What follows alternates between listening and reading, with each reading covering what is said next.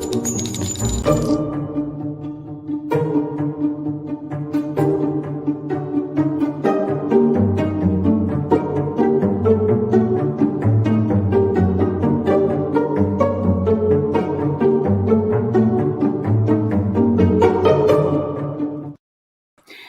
everybody, welcome to the True Crime Squad. I'm Christy Brower, here with my sister, co-host, and partner in crime, Katie Weaver. Hey Katie. Hello. How's it going? It's going interesting. It has been a week. It has been a weird week. Well, the But we're moon is glad full to be here with all of tomorrow. you. Does that surprise anybody? That what? Say that The again? moon is full tomorrow. Oh, yeah, no kidding. We're in full moon kind of vibe, I think. So how are you?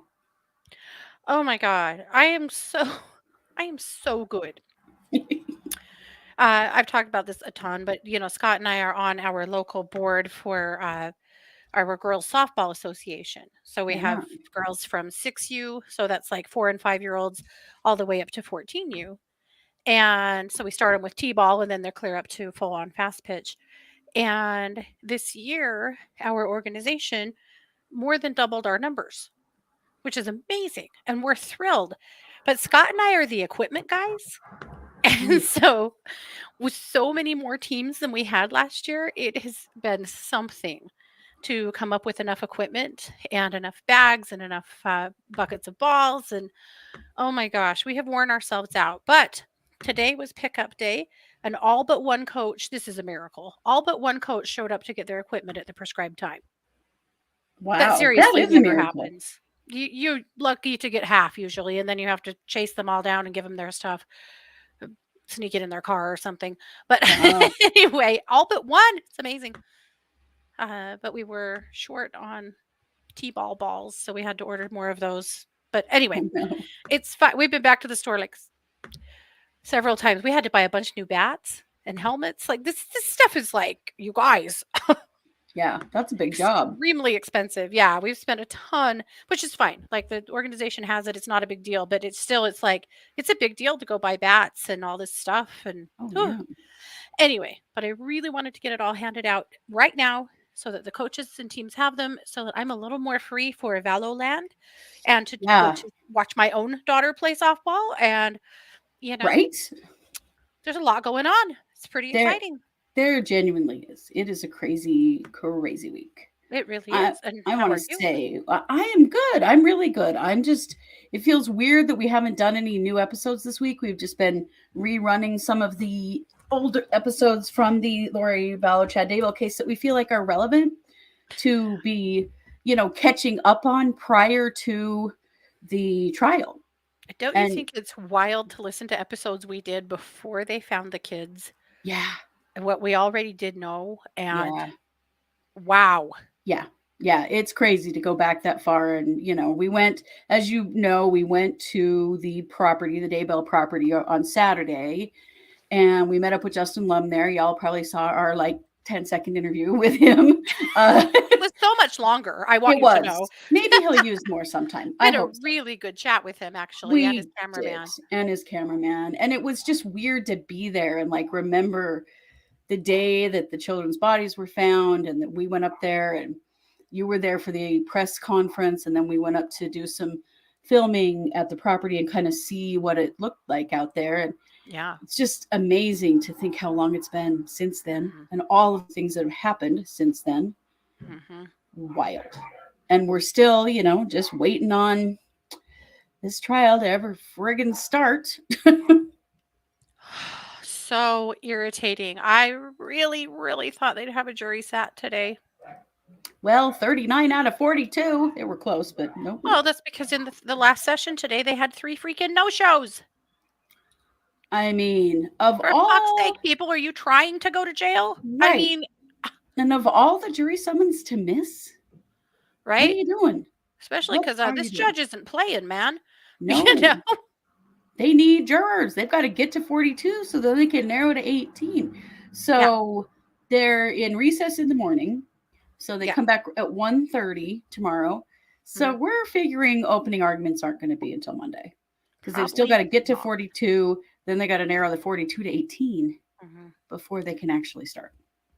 I've actually had a ticket every day this week to go to Madison, but it doesn't seem like a good use of my time to go Right. sit through the jury selection. It's like they're asking the same questions over and over and over.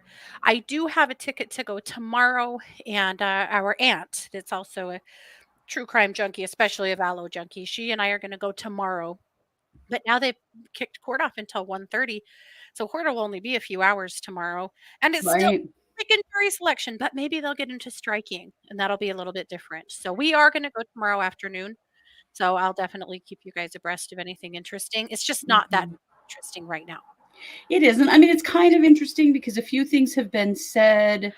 At one point, one of the things that I thought was very interesting is when I think it was Prosecutor Smith was asking um, if we know that someone has been murdered, but we don't know their cause of death, how would what would you think of that as a juror? Yeah, could you find someone guilty? Yeah, could you find someone guilty? And we think that means Tylee,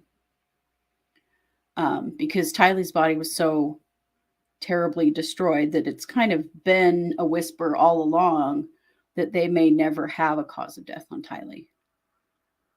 So we'll see. I think Katie is frozen on us, so I don't know. I hope y'all can hear me because I can't, because Katie is totally frozen to me. I'm just going to keep talking. Janet says I would be disqualified off this jury so fast. Me too. Oh, me too. I'm way too deep in this to be, to be so, to be unbiased. I couldn't do it. Oh, yeah, we've lost Katie. I'm not sure what's happening. So we'll just keep going and she'll come on. She'll find us. Something's going on with her internet, but we have so much to cover for you because we have not been able to cover anything new this week because we have so much going on. And so we're going to cover a whole bunch of stuff. I'm glad you all can hear me. That's awesome. Thank you for telling me that. Yeah, the audio. Yes, Court TV is paying for the audio. So is East Idaho News. The listening is hard to do. Really hard. Oh, thank you, Stella. I appreciate that. We were pleased to get to do the Justin Lum clip. The listening is hard. That's why we want to be in the courtroom or have someone representing us, sending us notes so that we can be putting information out because it's really hard to hear it all. And they don't capture everything. So it is weird. So we're going to do that. We'll have somebody in the courtroom most days. That's just kind of where we're at. And it feels weird. Like it almost feels weird to cover anything else right now because we have been working toward this for 3 years, as have lots of other people. It's not us only, certainly. I did want to share with you a few things if you haven't seen these, and maybe you have, but the drawings from the court artist are very interesting. I'm going to show you, let's see. My favorite one, well, I don't know. How do you pick a favorite? This is one of my favorites. This is Judge Boyce with no arms, apparently. And the way he's staring out into the courtroom, all I could hear in my head was, I see someone with a pencil.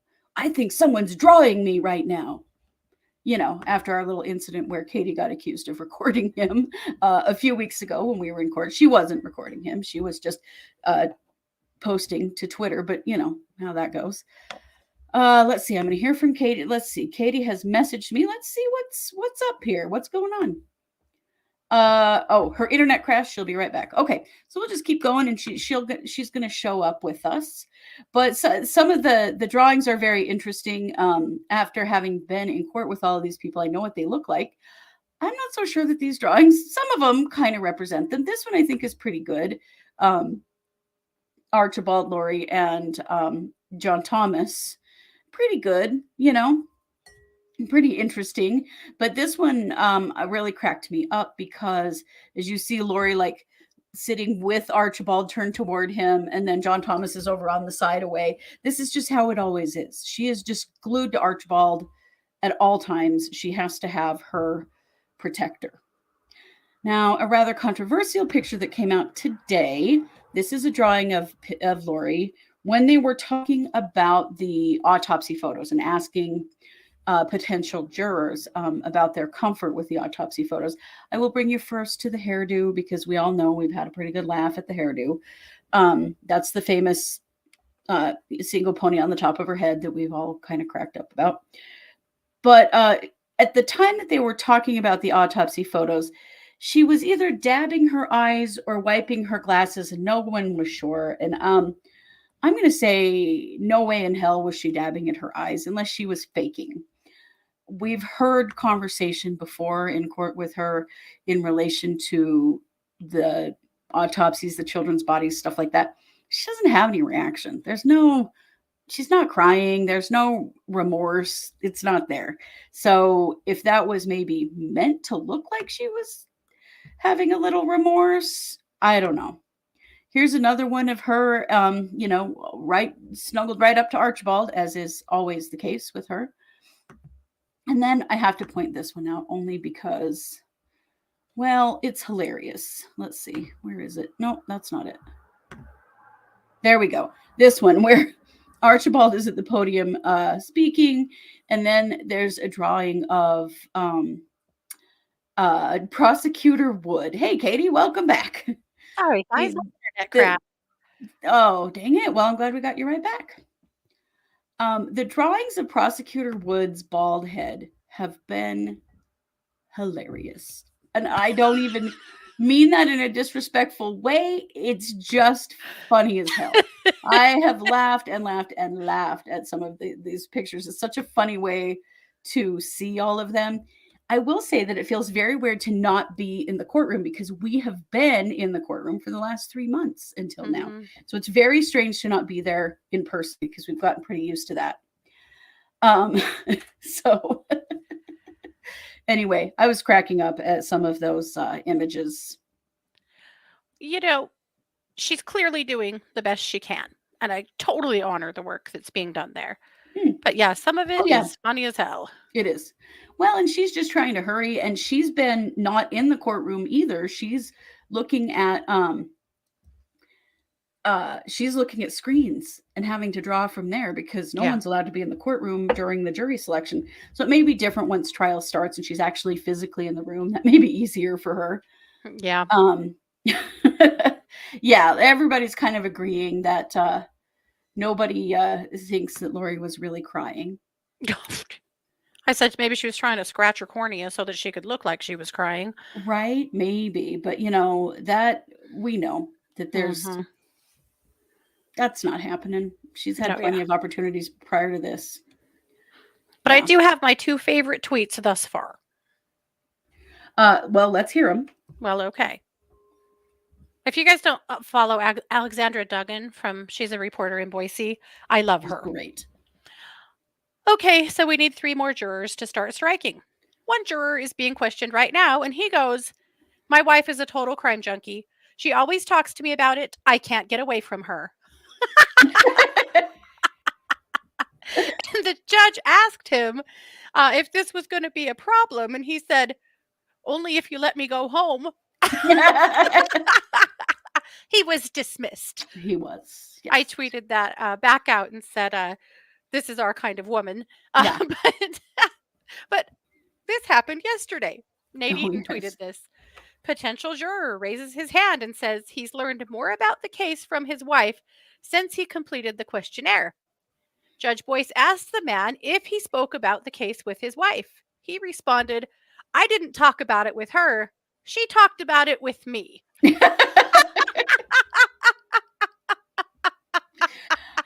Oh, that's funny. Sounds legit. Is that pretty much like all of our significant others? Yeah. Taylor said it's me. I'm the wife. Yeah. I totally get that. Yes. I know. Yeah. I hope that wife finds us and comes and joins us because that absolutely killed me. Yeah. This is so funny. They were both dismissed. Yes. That was super funny. KT says, "Don't you find it weird that after 2 days of jury selection, she didn't react during those questions for other groups about the photos, and today she might have reacted?" And she may have just been wiping her glasses. I mean, people are looking for her to react, and I gotta tell you, she doesn't. We have not seen it once. So unless she's going to really start trying to look like she is, unless she's being prompted by her attorneys to be like, you need to be sad when they talk about your kids. I don't know. Mm-hmm. I don't know. But yeah, Paula says she's probably all kinds of mad he was excused. Right? He comes home and she's like, what the hell are you doing here? I told you to get on that jury. Right. You turn yourself around, get back to that courthouse and get on that jury. Cranky says, yes, my hubby is nodding his head. Amy says, my husband only knows about this case because of me. Mm-hmm. Yeah. Probably a little jailhouse mascara got in her eye. Maybe because it's Ada, she doesn't get to have makeup. No. So maybe jailhouse mascara. I don't know what that is. Maybe some grease from the bed, or I don't know. We've heard she's using some Kool-Aid packets for her lips and her cheeks. But yeah, they're a little nicer at Madison than they are at Ada. She's not getting nearly the privilege as far as that is concerned. Chocolate bar. Oh. That would get in your eyes. Ow. Yeah, Taylor, look more sad about this. Right. But honestly, in the hearings we've been in, even when they're discussing the evidence, she doesn't look sad. She doesn't look sad at all. And she'll turn and chat with her attorneys and giggle and laugh and flip her hair and do the Lori shit. There's no sadness. No. Amy says, pencil, graphite, and what? Oh, Amy, this sounds like experience. My goodness. That might work, though. Cranky's guessing dirt. I don't know. I think that would be real painful as mascara. Well, she was doing the thing, so maybe she did have something in her eye. I don't know. But, everybody is kind of watching for those reactions out of her. And I got to tell you that we've never seen them. Maybe it'll change, but maybe it won't. I don't know. Thus far, that has not happened at all. Yeah.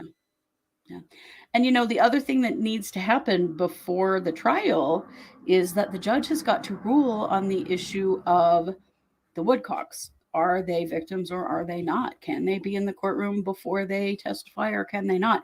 That is the other thing that has not happened that's going to need to happen before they actually start their opening statements. Right. Well, yeah.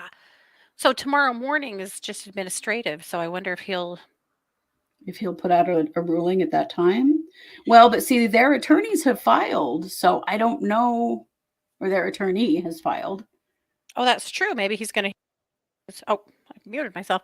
Maybe he's going to hear their attorneys tomorrow. Maybe. I don't know. But I would assume that's got to get resolved too before actual arguments can start. Arguments have to. Yeah, the real trial has to start. Ooh. Brandy says, I saw a post that said toothpaste and black ink. Yikes. We had a friend that went to prison for a while. And she told us some pretty hysterical things about how they would smuggle sugar out of the kitchen in their cooter and stuff like that. But she didn't say anything about making makeup. She said you'd cooch it. Cooch it. That was apparently a thing that when you said that, people knew what that meant. And I was like, yeah, that sounds terrible. Thank you. Sarah says, I keep thinking about when you described her being surprised about children being killed. Yeah, she looked surprised at one point in the hearing. That's the only response we've seen. Like maybe at some point she'll just realize the horror, even if it's not related to her. Maybe. I don't know. Yeah. It's a very good question. But things are going to keep on rolling in that case. But in the meantime, one thought is this. They will be showing autopsy photos. Right. And those will likely be on a screen. Likely the people viewing will not be able to see those. Yeah. But she will. She will. I wonder how that will affect her. There have been quite a few. Have held very close to our breast, and we haven't shared, and we've kind of hinted around about it, and I'm still not going to completely share it because it's too much. But one thing that's going to come out is the condition of JJ's body and things that were carved into JJ's body that are going to be extremely upsetting, particularly to LDS people.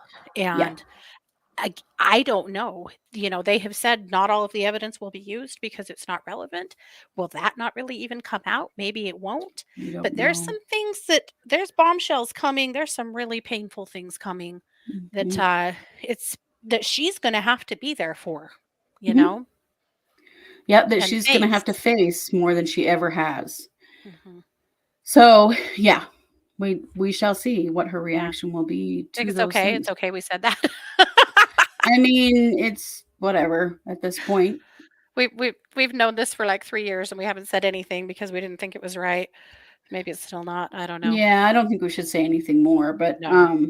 if some things are gonna that's why I'm very interested in opening the opening statements because often opening statements you immediately learn some things that you didn't know. Definitely. Yeah. Of course, they're gonna come in with things like proof of the statements that they make in their opening statements Mhm. but they're gonna say some things that we haven't heard.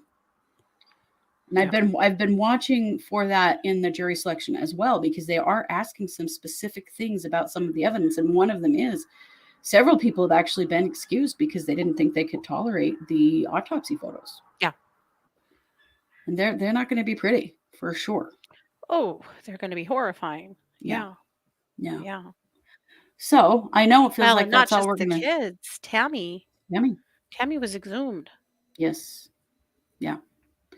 So there are going to be a lot of things. It may seem like this is the only case in the world, but it isn't. Katie, why don't you tell us what happened with Miss Julia, who thought she was Madeline McCann? Well, as no surprise to anyone, she is not. Yeah. There had been talk that the McCanns had done their compared their DNA against hers. That's not true. She gave a DNA sample. That DNA proved that she is Polish, 100%, Hmm. and could not be Madeline. Yeah.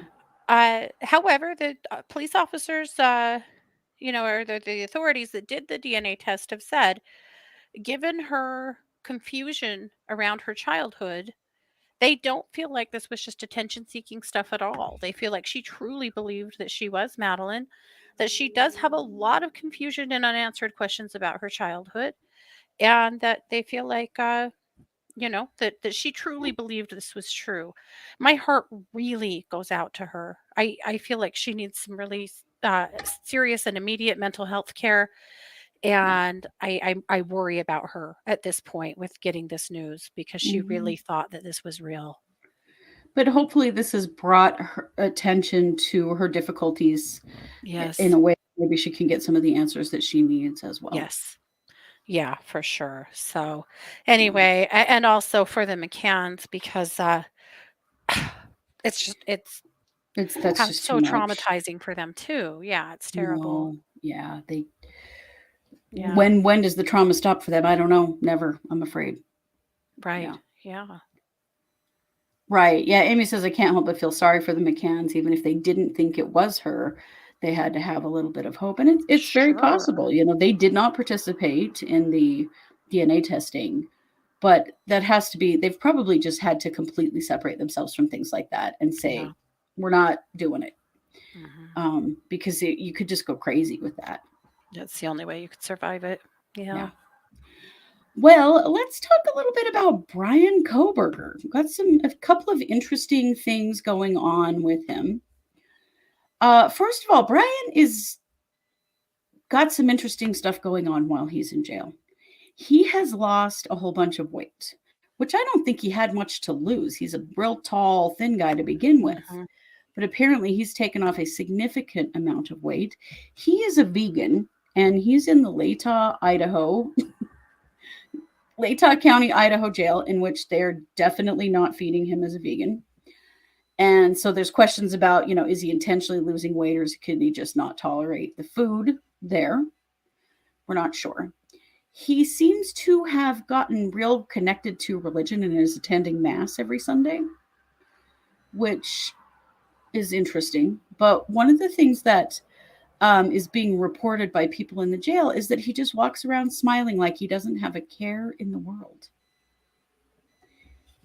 Sound like anyone else we know? Yeah. It's Pretty been Maury's interesting. behavior in jail for quite a while. Very Mhm. interesting, though. He has said that he knows he will be exonerated and he looks forward to that day. Interesting that this is his take on it in jail. Mhm. The other thing, and we don't know, this is conjecture, but I will tell you where it came from.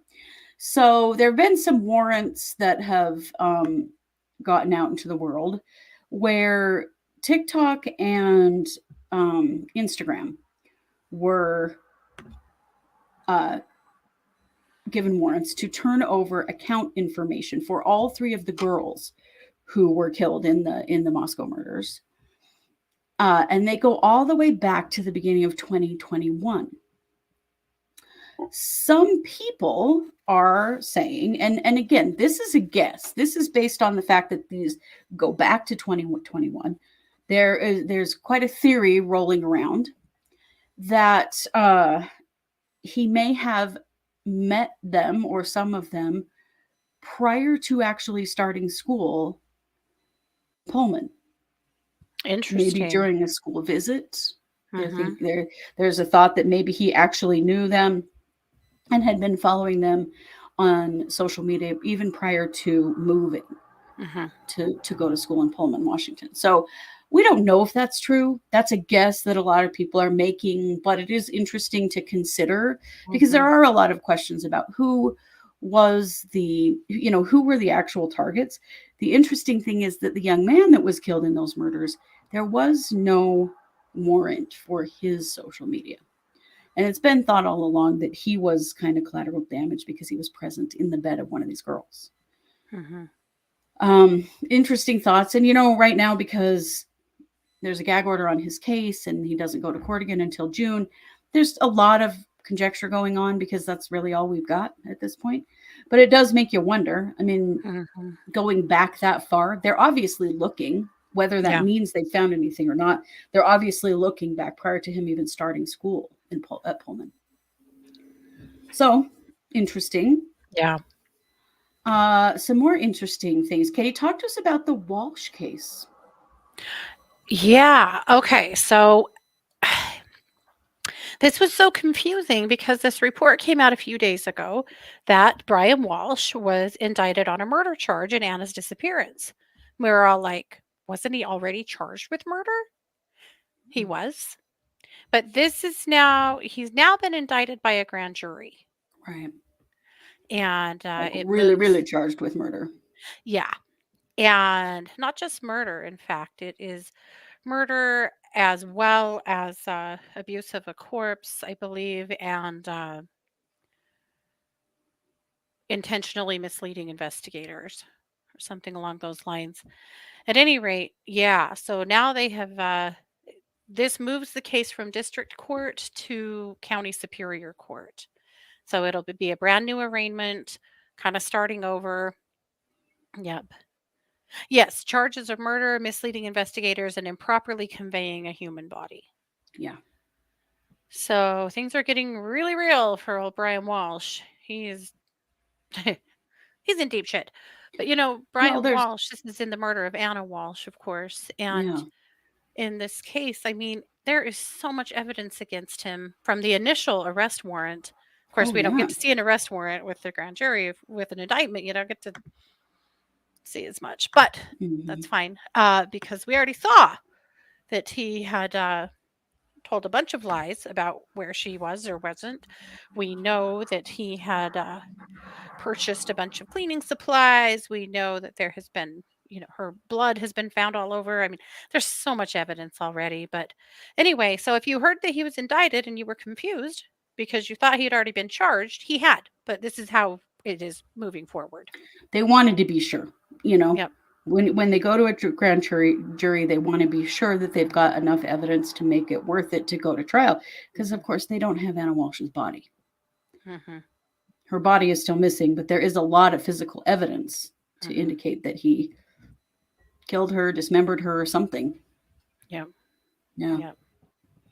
Well, I'm glad that they feel like they've got enough that can stick. I just wish they could find her body for her family's sake. Yeah. Sure. Hope they can at some point, you Yeah. know? I mean, Right. with cases like this, a lot of times they will try and hang the death penalty over their heads, and I don't even know if they have it in this state, but, some things to get them to, play and cough up the body so that they can at least have some closure, but we'll find out. I don't know. I Brian Walsh does not strike me as somebody who has much of a conscience. He's not going to do it for the right Mm-mm. reasons. He's not going No, to do it for closure for her kids, for the no. rest of her family. He's not. Mm-mm. But maybe they'll get him to do it for a lesser sentence or something. Yeah, maybe. Speaking of wish we knew where the bodies were, what's going on in the West case? Not much. Yeah. The West case, of course, they had jury selection last week. They had opening statements, and then they took a break. They don't come back till the 10th. Isn't that odd? It's strange to me that Me too. there would Me be too. such a break in time. I don't understand why. There's no information as of why. Just that court is on break until the 10th. And So, this trial has been delayed and delayed and delayed. And finally it started and it was like, yes, we're finally going to get somewhere. mhm, And now it is again. Like, what the hell? I know. I don't understand if this was a scheduled break, if this is just scheduling in this courtroom, And or maybe how it this goes. is, But but let's get usually the it's show jury on the selection road. and then right into the trial. Like, Mhm. They are saying now that 3 of their 4 older children are going to be called to the stand wow. to testify against them. Ugh, those poor kids. Kids have been through a lot. Man, Yeah. so much, so much. And then to have to testify against their adoptive parents. Mhm. Yikes. Or bio. I mean, 2 of the Or kids are their bio. bio Yeah. children. Yeah. Right. Yikes. Okay. Well, Yeah. we're going to keep a close eye on that. Yeah. Um, another case where there's finally some movement happening. You may not remember this case, or maybe you do. This is in the 2020 death of Edward Bronstein. 7 California Highway Patrol officers and a nurse, well, I think it's 6 officers and a nurse, have been charged in Bronstein's death. So this happened on March 31st of 2020. Edward was pulled over and suspected that he was driving under the influence. So what happened is that the police took him to a parking lot. I just think that's probably never okay. But what they wanted a blood draw. So they took him to a parking lot so that this nurse that works for the police could come and draw his blood. Which, okay, they were looking for drugs. Yeah. So he didn't really want his blood drawn and he kind of freaked out. So while he was handcuffed, 6 police officers pinned him to the ground face down while the nurse drew his blood. The thing that's weird about this, well, there are a lot of things that are weird about this, is the amount of time they had him on the ground to draw his blood. So they pin him down, and then he starts complaining that he can't breathe. And the nurse stays down there with him for more than 6 minutes drawing his blood, supposedly. And by the time they get off from him, he is unresponsive. And so about 10 minutes after he had stopped responding, they decide to give him CPR. Oh my And guess God. what? He He was died. dead. Yeah. He died.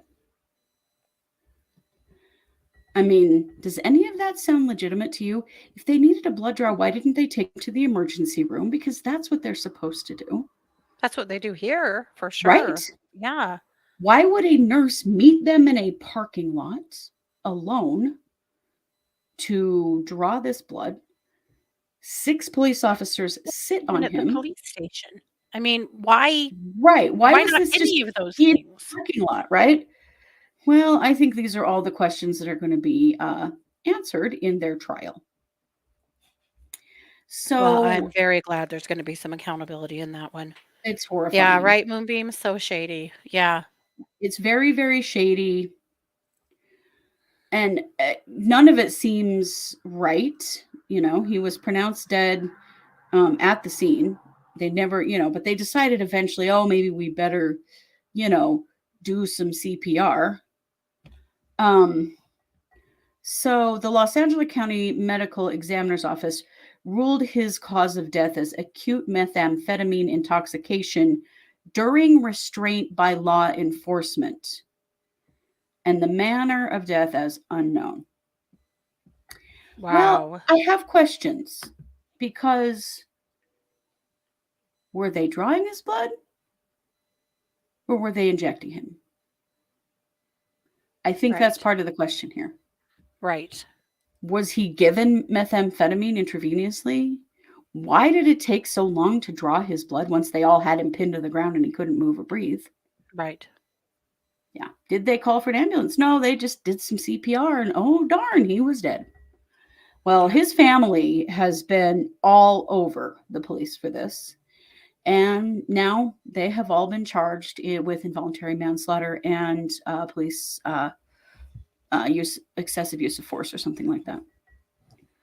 So Good. we're going to keep a close eye on this. Right. Okay. So Sarah says it's different in every state, but they could have just charged him with refusing rather than forcing it. Right.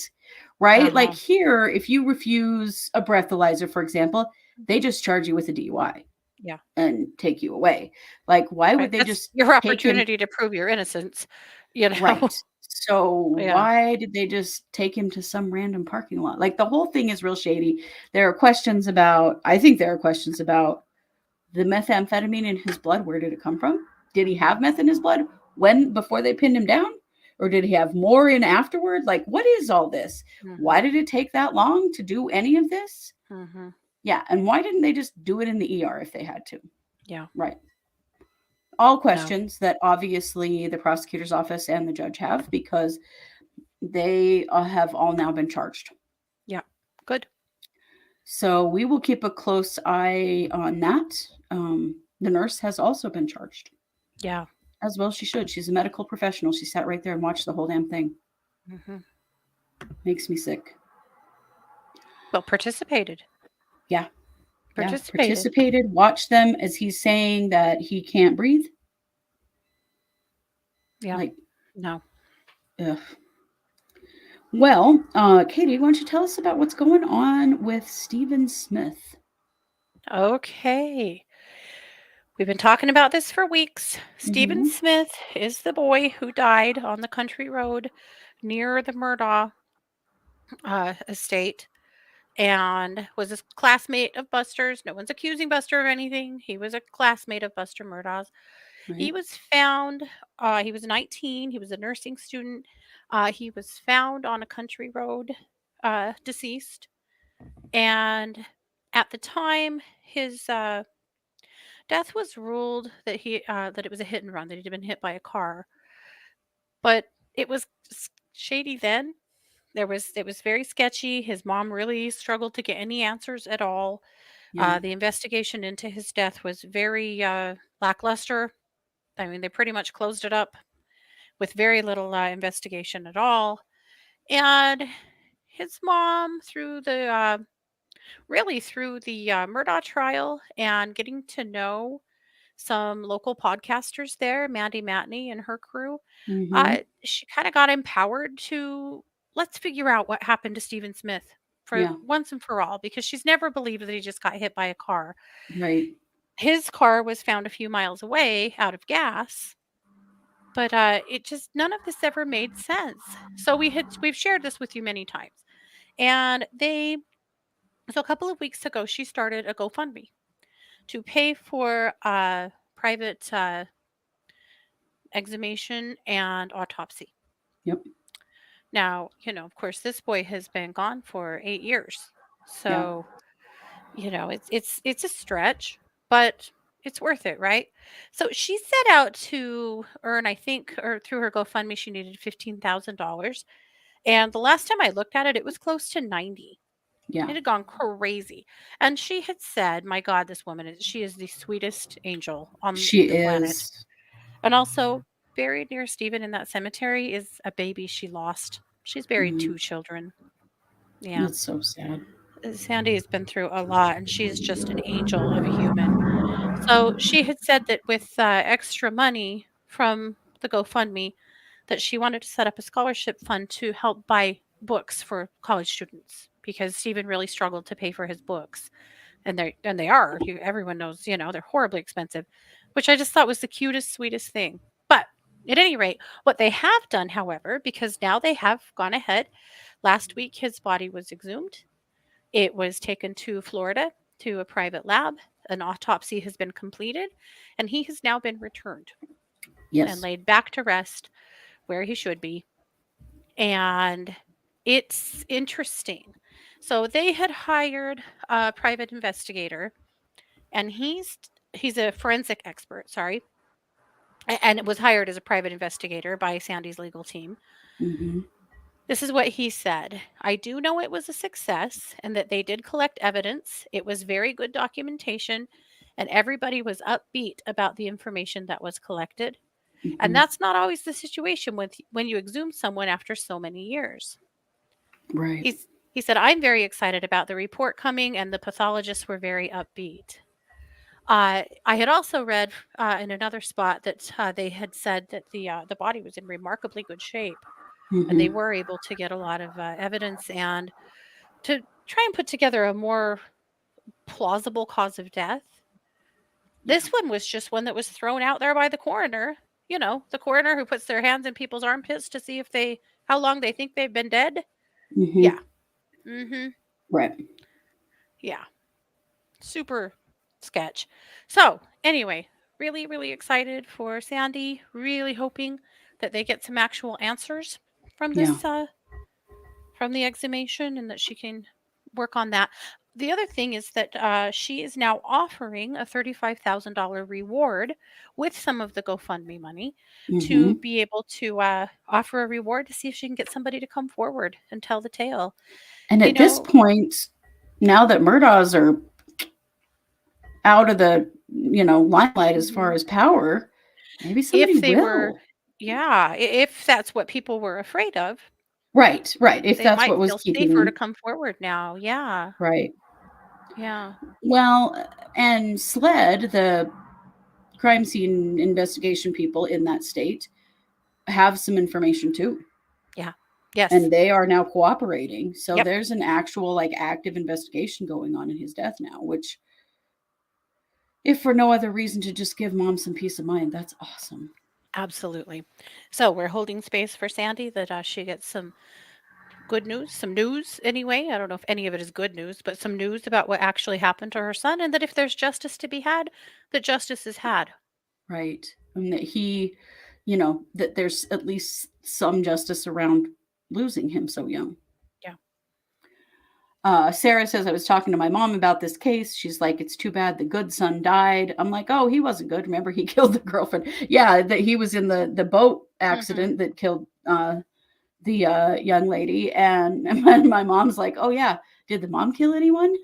As far as we know, no, but we don't know. But this family, whoo, ay, ay, Yikes. ay, Yeah, yeah. Um, yeah, right. problematic AF. Right. And Amy says even if he was hit by a car, he was still murdered. But do you know that they Right. did a rape kit on him because of the way his body was found? Mm-hmm. There was a rape kit done on Yeah. him when his body was found. There are a Yeah. lot of questions, and I don't know that that Mm-hmm. was ever processed. So there are a lot of I questions Yeah. around all of it. So it's good news. Very good news. Yep. Yeah, that makes me happy. Yep. Well, in completely ridiculous news, Joanne Segovia. So Joanne Segovia was an executive for San Jose's police union. Okay, and she has now in California, and she's now charged with importing opioids. She is accused of ordering drugs on her home and work computers and distributing them across the United States from the office of the police union using their UPS account, if you can friggin' believe this. My God. So this has gone on, they think, between October 2015 and January 2023. A long damn time. 8 years. Isn't that crazy?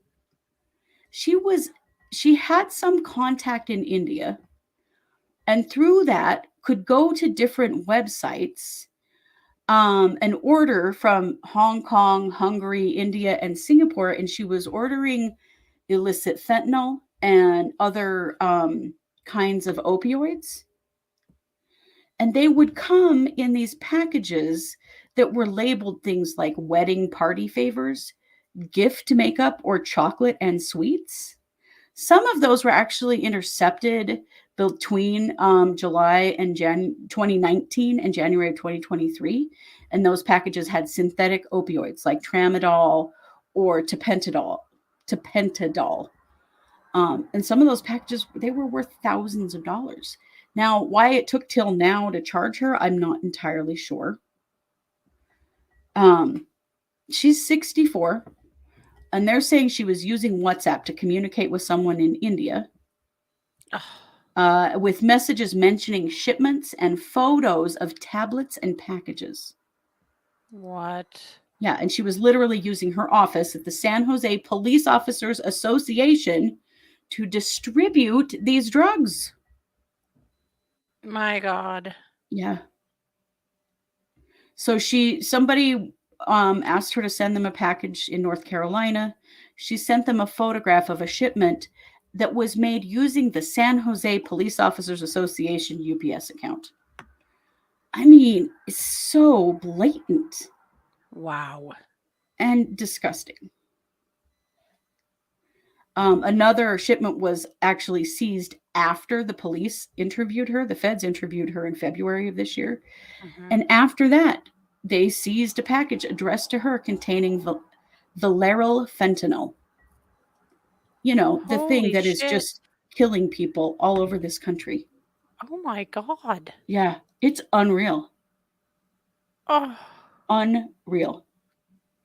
Yeah. And yeah, I mean, it's so obvious. Like, she didn't even try to hide it. She's literally using their UPS account and shipping things right from her office and on her home computer and work computer. Like, it's so ridiculous. So we're going to keep an eye on her because she's trash. Yeah. My God. Oh, she's a large-scale murderer. Well, she is. I mean, you think about... She is a mass murderer. How many people died from those drugs? Yeah. And, you know, speaking of trash murderers, let's talk about Letitia Stauch. Okay, but really quick, JR said that Ella Mae Begay, that there has been someone indicted. Oh, really? So I ran and looked it up because I'm dying inside right now. Ella Mae Begay is this absolutely precious Native American grandmother. Yes, my God. That disappeared a couple of years ago. She has been missing all of this time. Her poor family, was it her niece or granddaughter? Anyway, that was working so hard and trying to figure out what happened to her. Desperately trying. She was a fiber artist. She made the Navajo rugs. Yeah. That I'm sure you've seen before. Anyway, so thank you, JR. You are a rock star. There have been charges filed. So this is 23-year-old Preston Henry Tolth. He's been charged of carjacking a Ford F-150. See, she was missing in her pickup of a Ford F-150 belonging to Ella Mae Begay, a 62-year-old Sweetwater woman reported missing on July 15th, 2021. He's also been charged with assaulting the victim. So he was arrested on Monday. He had been named a person of interest in the past by Navajo police in her disappearance. They have not charged him with murder. They've charged him with carjacking and assault. Now, it is still a missing person investigation. Ella's body is still missing. Right. But that's something that's huge. That is huge. Thank you, JR. You are the best. Yes, thank you. I am so glad. That case was just heartbreaking to see how heartbroken her family and community were to lose her. She was the grandmother that helped everybody who was in trouble. Wasn't she out trying to find somebody that was in trouble the night that she went missing? That was a different case. Was that a different one? Well, but she was one that people went to and was known. That summer, the summer of 2021, Yeah. there were multiple murders and vanishings of Native American grandmothers. Yes, I remember we covered a bunch of them, and it was just like there was a big cluster of it. It But was none of awful. them were solved. Yeah. Right. God, well, that's wonderful. Yeah, we'll keep an eye on that for sure. Very Yeah. cool. Good. Okay, so Letitia Stauch, is that who we're on? Yeah. My Speaking God. of crash, oh my God. Oh, you guys, if you're not watching her trial, and you might not be because Lori Vallow, well, you're not watching that one either, but you can watch Letitia's. Mhm. You know, they've had to make orders that she has to come into the courtroom. Yeah. So they basically now are hauling her ass into the courtroom, and she sits in the corner a ways away from her attorneys with her hair down over her face, hiding behind a computer monitor. But She looks today, like that chick from The Ring, that, you know, the one that climbs out of the TV. It's terrifying. yes. But today, a juror has accused her of mouthing words to them and making hand signals to them. Yeah. They're going to have to handcuff her. Mm-hmm. I don't even know what it's going to take. I just loathe her so much. It's just hard to even believe. There's so much I can say about this. What I'm going to do is just share a short clip. Her ex-husband. Oh, The Grudge. That's it. Thank you. Not The Ring, The Grudge. Her ex-husband, of course, Gannon's dad, Gannon, the little boy that she murdered, her stepson, that she stabbed a whole bunch of times and shot, and then put him in a tote in the basement for a while, and then into a storage unit, and then into a suitcase that she drove clear to Florida from Colorado, changing to multiple rental cars and throwing him under a bridge. The jurors, apparently. Yeah, she's doing some weird muttering and hand signals at the jury. Yeah.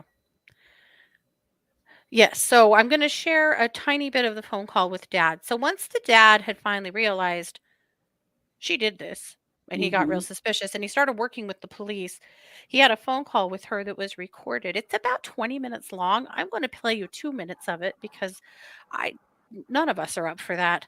But this was interesting. Yeah, she was in court laughing today. See, she has pled not guilty by reason of insanity. Oh my God. Well, lately her attorneys are saying she has dissociative identity disorder. Mm-hmm. Let me tell you something. That's a very controversial diagnosis, but people with dissociative identity disorder are way too disordered to put together this kind of a murder. There's no way in hell. No. She took major steps to avoid being detected and caught. Huge. Yeah. Huge. But this call, I just cut the spot where he asks her point blank if she killed Gannon. You say? I got you on the phone, and I'm trying to sit here and tell my own husband every little detail, everything. You think I don't want my family? All right, Tisha, listen.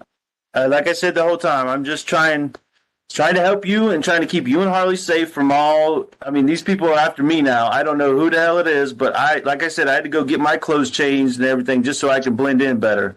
And I want you to know that no matter what, we can work through this together, and I can help you, okay? But you just got to let me help you. But you told me to be straight up. I got a very straight up question, okay? Are you ready? Yeah. Did you kill Gannon?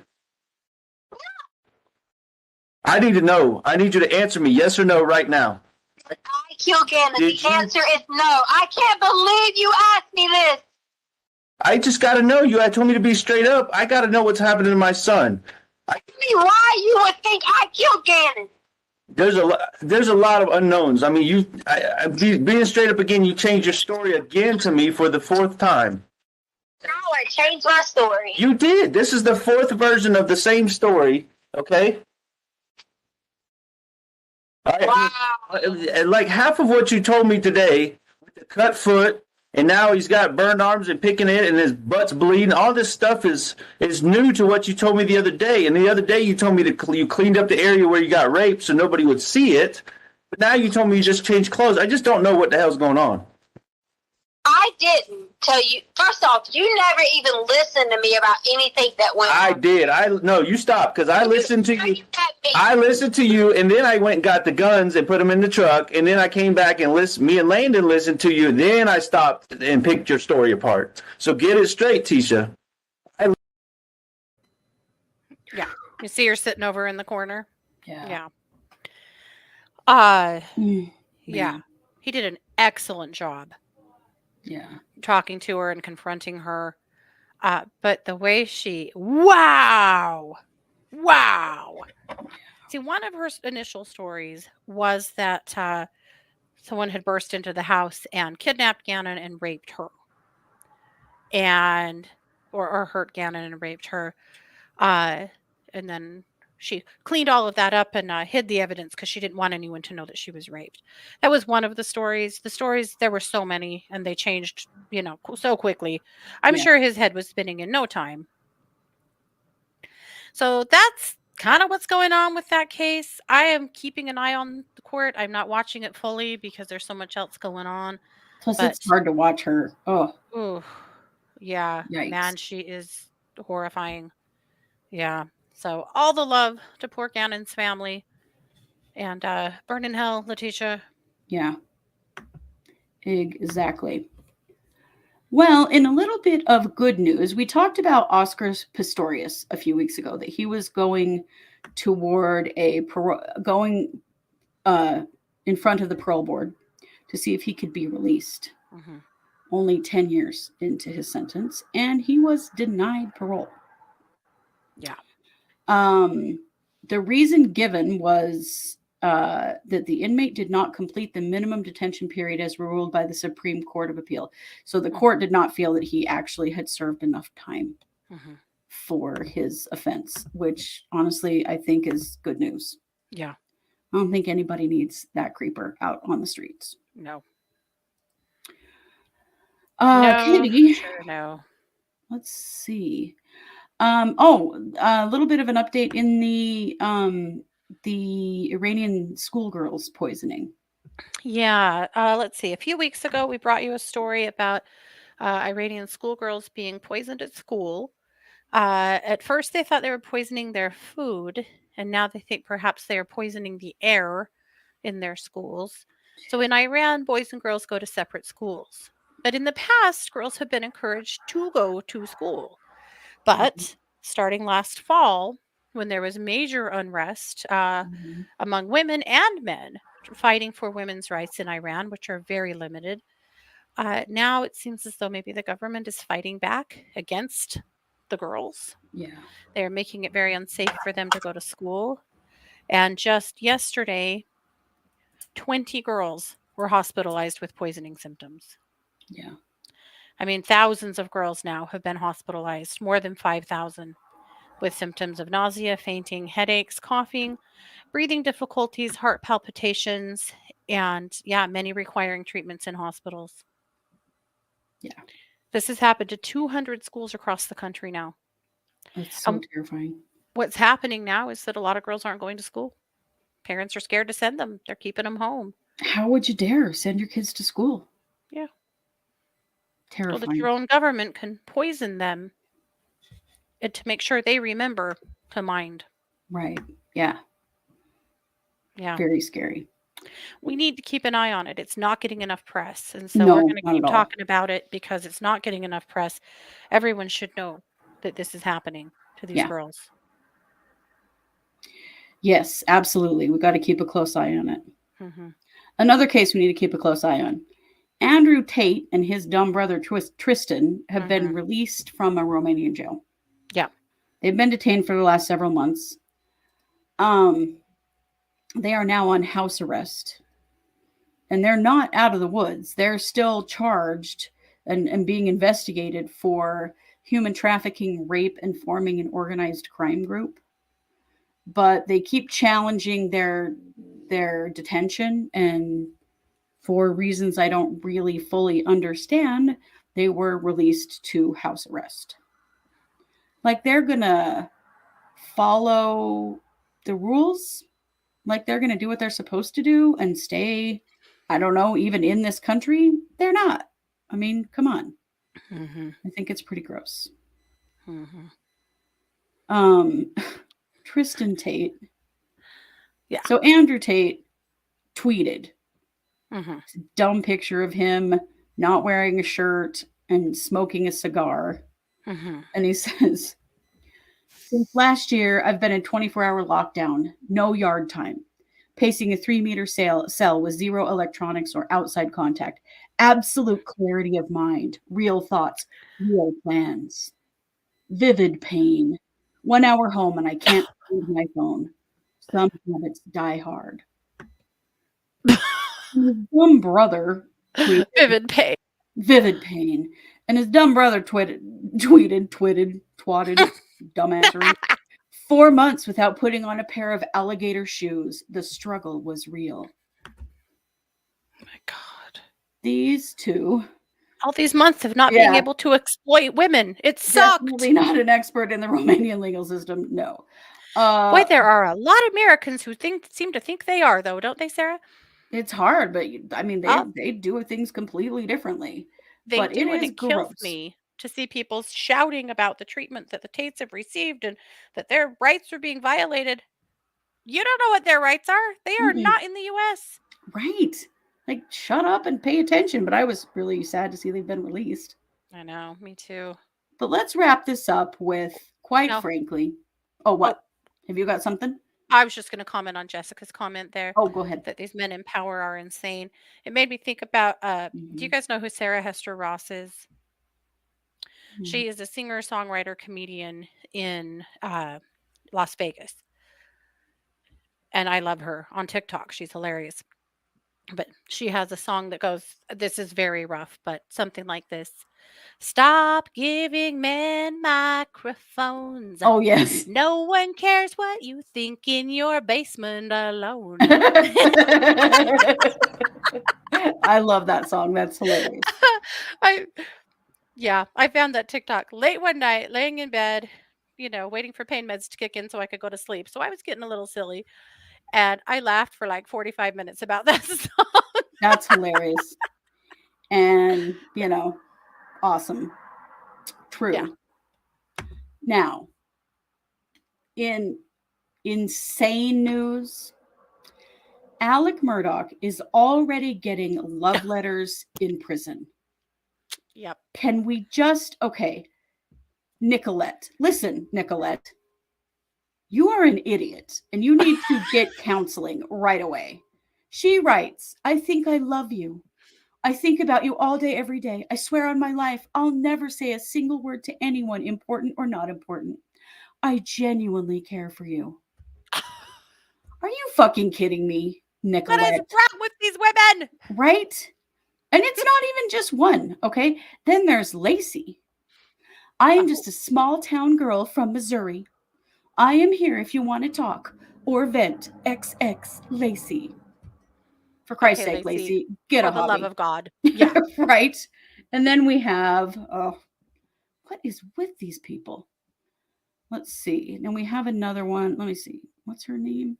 Oh, Destiny. Destiny, you need medication, okay? You didn't kill your family. Somebody else did, and you don't want to tell it. I give you all the love for not snitching, but then again, sometimes you got to do what you got to do for your freedom. Are you motherfucking kidding me? Dear God, Destiny. Let's have a quick talk. He was convicted of murdering his wife, dummy. Right. And all of you that are writing him your letters, thanks for being here, Sarah. I don't really know what to say to you other than, what are you doing? No. Get a counselor. Get a doctor. No. Now, luckily, Alec's never going to see the light of day again. It's just simply not happening. There's absolutely no chance of it. So I guess if this needs to be your romance theater, then I don't know. Then you need help. You need help. Yikes. So that's everything we have for tonight. We will be back with plenty more, I am sure. Mhm. I don't know what all it's going to look like once the trial gets started. I would like to see us do a couple of other cases throughout the week. Yeah. Maybe what we'll be doing is some short episodes of various things as things are happening. So we're updating the Daybell or the Vallow situation as well as other things, or I don't know, Mhm. but you know where to find us, and you'll always see content from us. We're just not sure quite what it'll be. Yeah. Yeah. So you know it. We love you. Thank you for being here. Please like, subscribe, share, comment. Please go follow us on Twitter. We're really trying to grow our Twitter. We have like 265 followers. So we need Justin more. Lum retweeted us yesterday, though. So then we marched around like we were did. really something. We Yeah. were pretty special for a while. But we are True Crime Squad over there. So please go follow us because we're going to do a lot of tweeting throughout the trial. That's where a lot of content is going to go. So follow us there. And, you know it. We are the True Crime Squad. Thanks for being here. Take care.